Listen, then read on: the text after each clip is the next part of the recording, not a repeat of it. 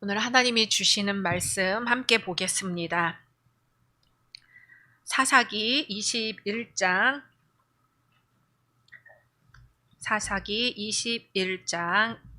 25절 한 절 말씀입니다. 사사기 21장 25절 한 목소리로 봉독하겠습니다. 그때에 이스라엘에 왕이 없으므로 사람이 각기 자기의 소견에 오른 대로 행하였더라. 아멘. 베드로전서 1장입니다. 베드로전서 1장 23절에서 25절 말씀. 베드로전서 1장 23절에서 25절 말씀 한 목소리로 합독하겠습니다. 너희가 거듭난 것은 썩어질 씨로 된 것이 아니요 썩지 아니할 씨로 된 것이니 살아있고 항상 있는 하나님의 말씀으로 되었느니라. 그러므로 모든 육체는 풀과 같고 그 모든 영광은 풀의 꽃과 같으니 풀은 마르고 꽃은 떨어지되 오직 주의 말씀은 세세토록 있도다 하였으니 너희에게 전한 복음이 곧 이 말씀이니라. 아멘. 마태복음 2장입니다. 마태복음 2장 1절에서 12절 말씀, 마태복음 2장 1절에서 12절 말씀 한 절 한 절 교독하겠습니다. 헤롯 왕 때에 예수께서 유대 베들레헴에서 나심에 동방으로부터 박사들이 예루살렘에 이르러 말하되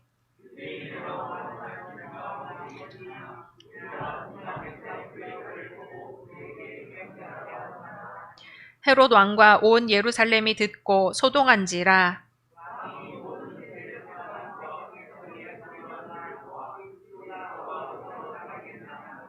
이르되 유대 베들레헴이오니 이는 선지자로 이렇게 기록된 바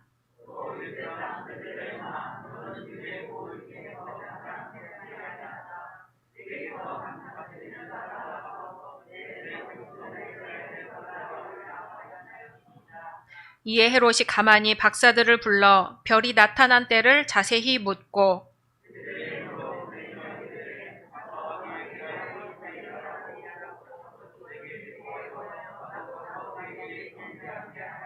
박사들이 왕의 말을 듣고 갈새 동방에서 보던 그 별이 문득 앞서 인도하여 가다가 악이 있는 곳 위에 머물러 서 있는지라. 집에 들어가 아기와 그의 어머니 마리아가 함께 있는 것을 보고 엎드려 아기께 경배하고 보배합을 열어 황금과 유향과 모략을 예물로 드리니라. 그들은 꿈에 헤롯에게로 돌아가지 말라 지시하심을 받아 다른 길로 고국에 돌아가니라. 아멘. 오늘 함께 예배 드리시는 모든 분들을 주님의 이름으로 환영하고 축복합니다. 우리 사도행전교회의 핵심 가치 함께 선포하겠습니다. 오직 예수, 오직 복음, 오직 교회, 오직 하나님의 나라. 아멘.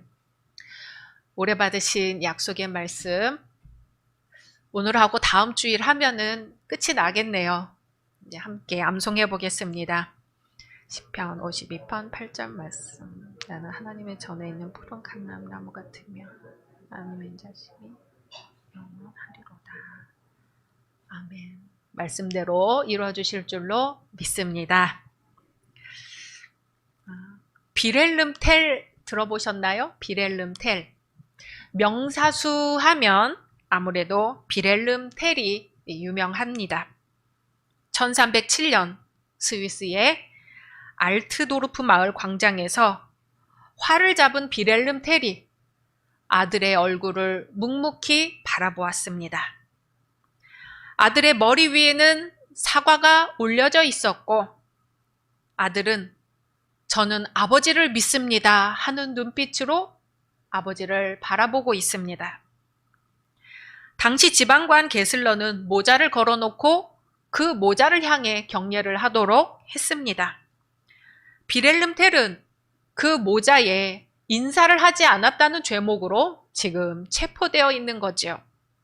그 벌로 자식의 목숨을 걸고 활을 쏘아야 했습니다. 유럽에서는 지배자에게 밉보여서 자식을 향해 활을 쏘아야 했던 이야기가 드물지 않다고 합니다. 덴마크에서도 12세기에 아들 머리 위에 있는 사과를 명중시킨 명사수의 전설이 내려오고 있다고 합니다. 오늘 사사기 20장 16절 말씀 같이 읽어보겠습니다.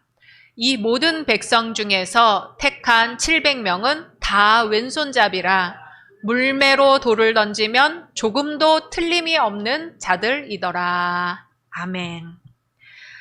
베냐민 지파가 용사들을 동원하는데요. 대단한 명사수를 준비시키는 거죠.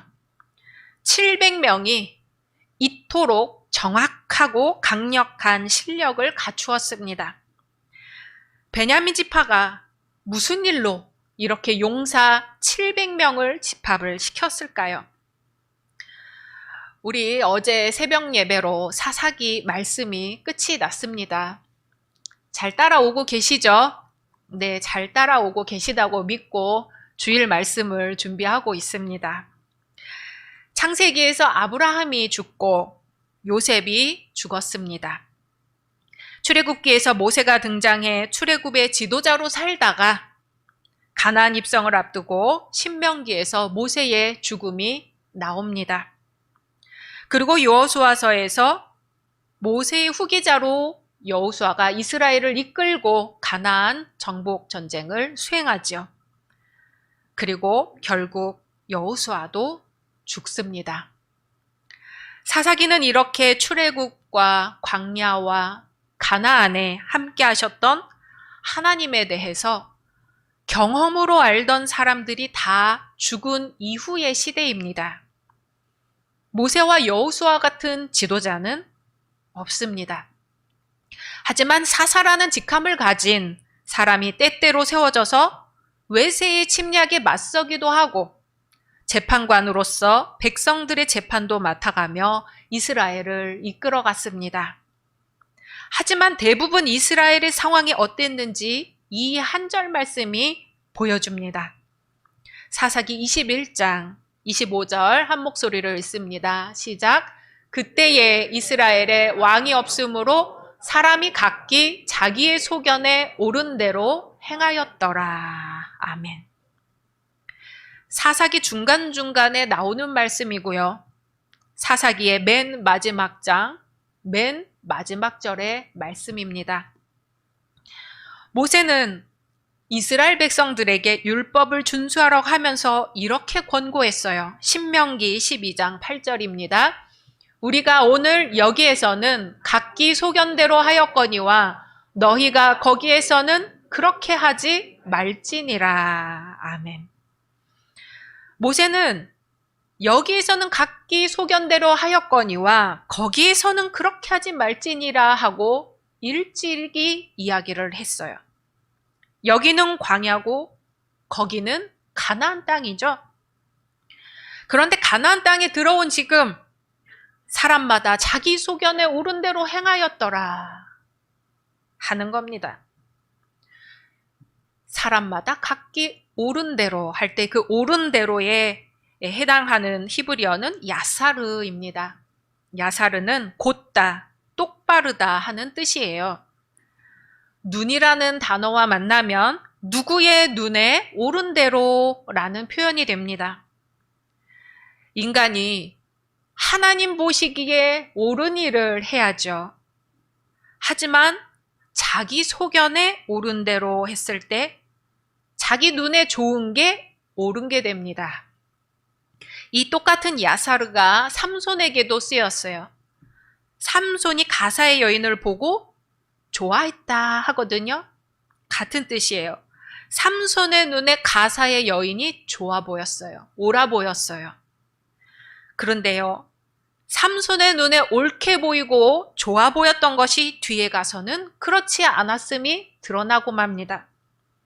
삼손의 눈에 옳게 보였던 것이 올무가 되었고 결국은 삼손이 블레셋에 사로잡히는 결과가 되었습니다.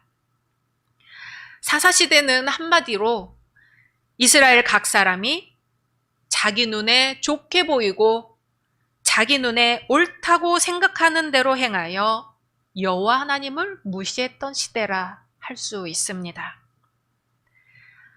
레위인의 첩 사건이 있습니다. 레위인에게 첩이 있었던 것도 문제예요. 그런데 레위인과 그 첩이 집으로 돌아가는 길에 베냐민 기브아라는 곳에서 하루 묵어가는데요. 레위인의 첩이 베냐민 지파의 불량배들에게 잡혀서 강간을 당하고 죽어버린 사건이 일어납니다. 레위인은 내가 이런 일을 당했고 이스라엘 안에서는 일어날 수 없는 일이 일어났노라고 하면서 이 사실을 이스라엘 온 지파에게 알렸습니다. 미스바에 모두 모여서 지파 대표들이 모여서 회의를 했죠. 그리고 베냐민 지파에게 그 불량배들을 내놓아라. 이스라엘 안에 이런 악이 있어서는 안 된다 하고 강력하게 경고를 했죠. 그랬더니 베냐민 지파가 그 불량배들을 불러서 징계하고 자기 지파 내에서 그런 일이 있었던 것에 대해 사죄하고 용서를 구하는 게 아니라 전쟁을 일으켜버립니다. 그래서 사사기 20장 16절 말씀, 이 모든 백성 중에서 택한 700명은 다 왼손잡이라. 물매로 돌을 던지면 조금도 틀림이 없는 자들이더라 하는 이 700용사를 뽑게 되는 이유가 자기 동족들하고 전쟁을 일으키느라고 뽑은 거예요. 이스라엘 11지파를 상대로 전쟁을 일으킵니다. 이유는 베냐민 지파의 불량배들이 저지른 일을 시인하지 않고 모른 척해서 하나님의 말씀을 지파 이기주의 뒤로 밀어버리는 겁니다.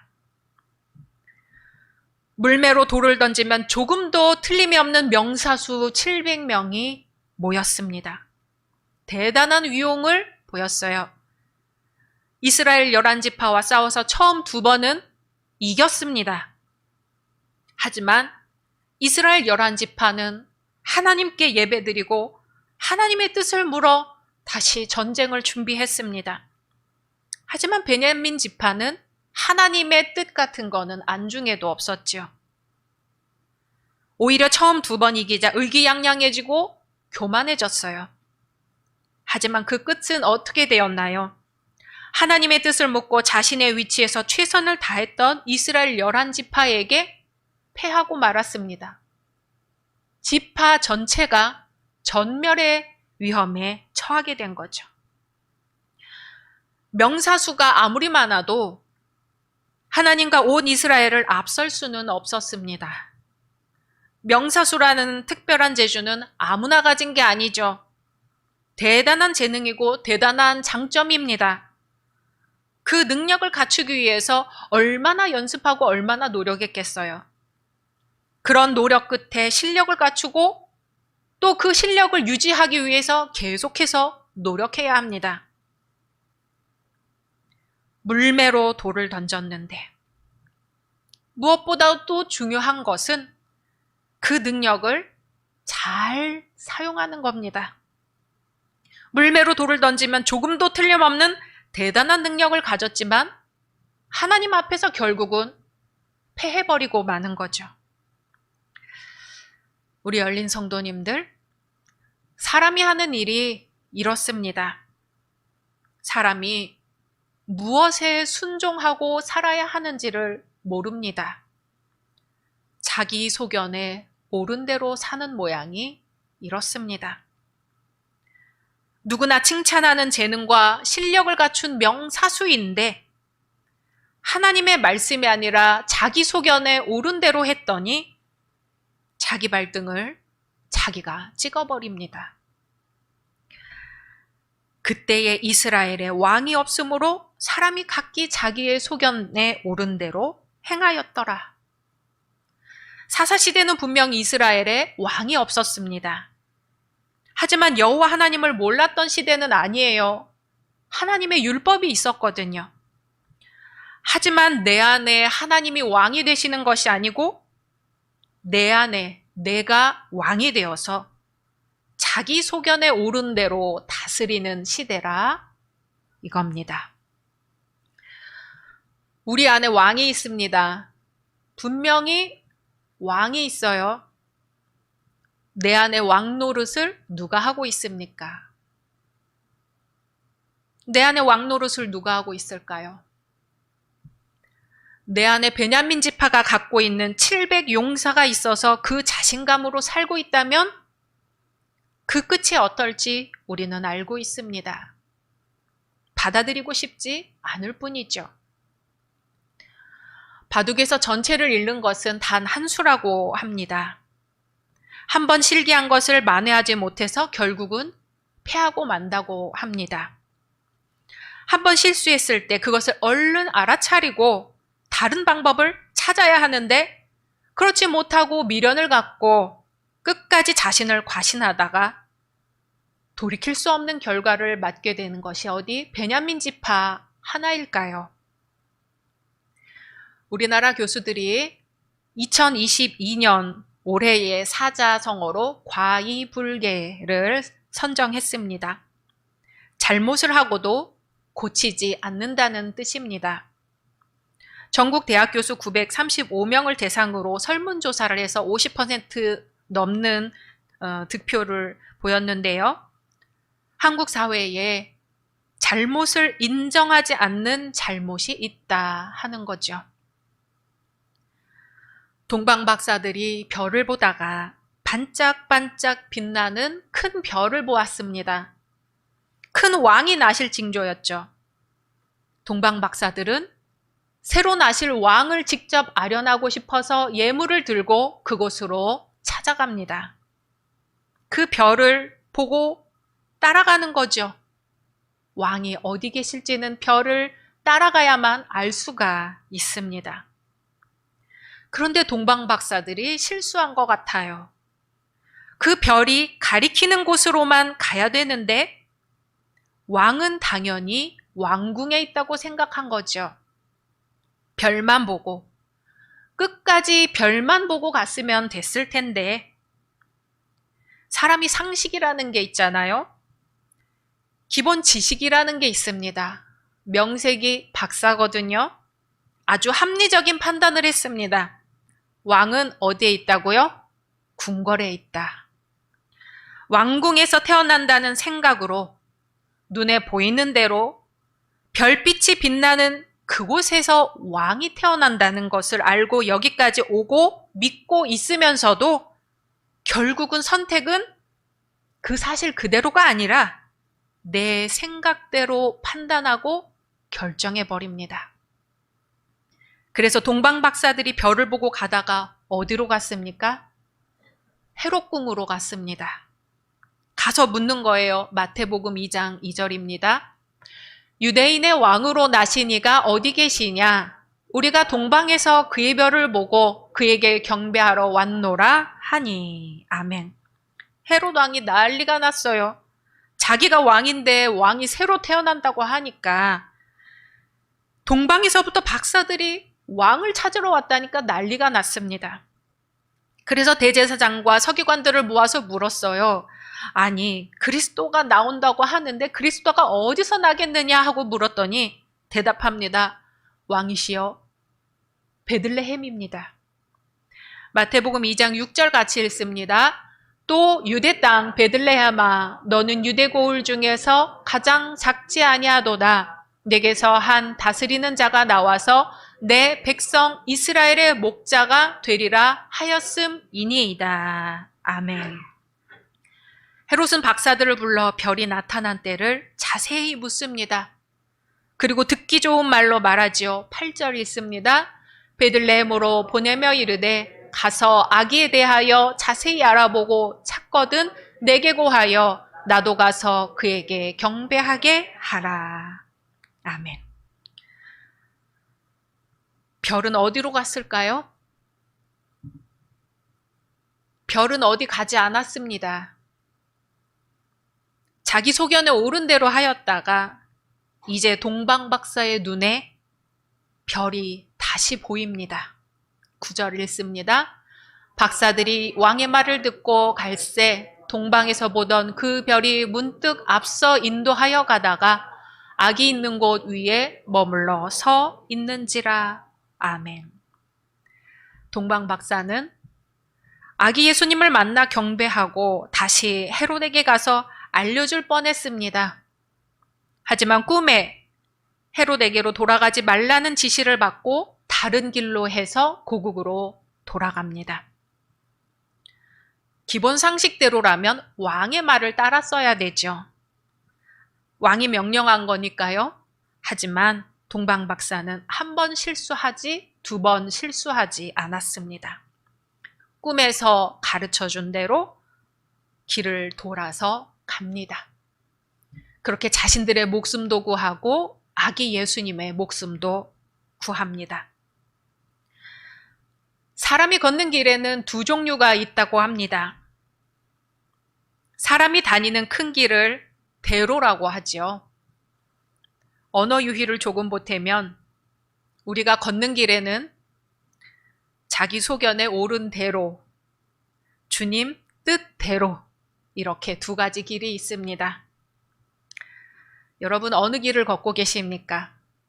자기 소견에 옳은 대로를 걷고 계십니까? 주님 뜻대로를 걷고 계십니까? 자기 소견에 옳은 대로의 끝이 어땠는지는 우리가 말씀을 나눈 바와 같습니다. 주님의 뜻대로의 끝은 오늘 교회 학교에서 나눈 이사야서의 말씀과 같습니다. 이사야 35장 5절 6절 같이 읽어보겠습니다. 그때에 맹인의 눈이 밝을 것이며 못 듣는 사람의 귀가 열릴 것이며 그때에 저는 자는 사슴같이 뛸 것이며 말 못하는 자의 혀는 노래하리니 이는 광야에서 물이 솟겠고 사막에서 시내가 흐를 것임이라. 아멘. 우리 믿음의 선조들은요, 눈에 보이는 것을 보지 않았습니다. 단지 내가 알고 있는 지식, 내가 알고 있는 상식에서 생각하지 않았어요. 주님의 뜻대로 주님이 보여주시는 그것을 믿었습니다. 눈이 밝아지고 귀가 열리고 저는 사람이 뛰고 말 못하는 사람이 노래하는 세상을 꿈꿨습니다. 10절 같이 읽습니다. 여호와의 속량함을 받은 자들이 돌아오되 노래하며 시온에 이르러 그들의 머리 위에 영영한 희락을 띠고 기쁨과 즐거움을 얻으리니 슬픔과 탄식이 사라지리로다. 아멘. 교회가 할 일은요, 희망이 없다고 절망할 수밖에 없다고 하는 세상을 향해 바로 이사야 선지자와 같이 외치는 겁니다. 힘을 내세요. 용기를 내세요. 하나님이 지금 우리를 위해 오고 계십니다. 예수 그리스도께서 가신 길을 우리도 걷는 것이죠. 주님은 고난에도 불구하고 희망을 가지라고 힘을 내라고 하십니다. 아무것도 염려하지 말고 기뻐하라고 하십니다. 주님이 내 안에 왕이 되실 때, 주님이 진정 이 세상의 왕이 되실 때 이루어질 세상입니다. 아기 예수님이 왕으로 오신다는 건 온 세상에 비칠 큰 빛이 된다는 것입니다. 성탄절이 일주일 앞으로 다가왔습니다. 아기 예수님이 오실 그 길을 주님의 뜻대로 주님 오실 길을 잘 준비해서 정성껏 맞이하는 우리 열린교회 되기를 소망합니다. 오직 주님의 말씀만이 우리의 발 아래 등불되어 아기 예수께로 우리를 인도해 주시기를 소망합니다. 주님의 말씀입니다. 그러므로 모든 육체는 풀과 같고 그 모든 영광은 풀의 꽃과 같으니 풀은 마르고 꽃은 떨어지되 오직 주의 말씀은 세세토록 있도다. 아멘. 함께 말씀 묵상하며 기도하겠습니다.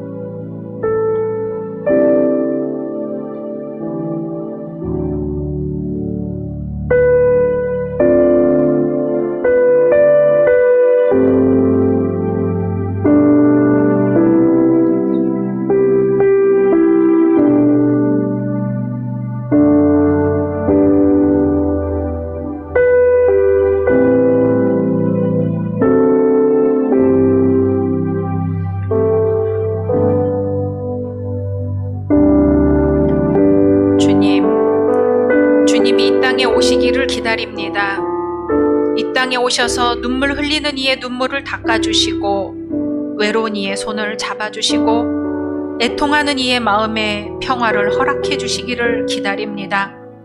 아직은 고난이 있을지라도, 아직은 한숨 쉬며 눈물 흘릴지라도 주님이 오셔서 함께 하시면 이 길 끝에 반짝이는 주님의 별이 있음을 믿습니다. 마음을 다해 기쁨과 평화의 소식으로 오시는 예수님을 맞이하게 하소서. 예수님의 이름으로 기도드립니다. 아멘.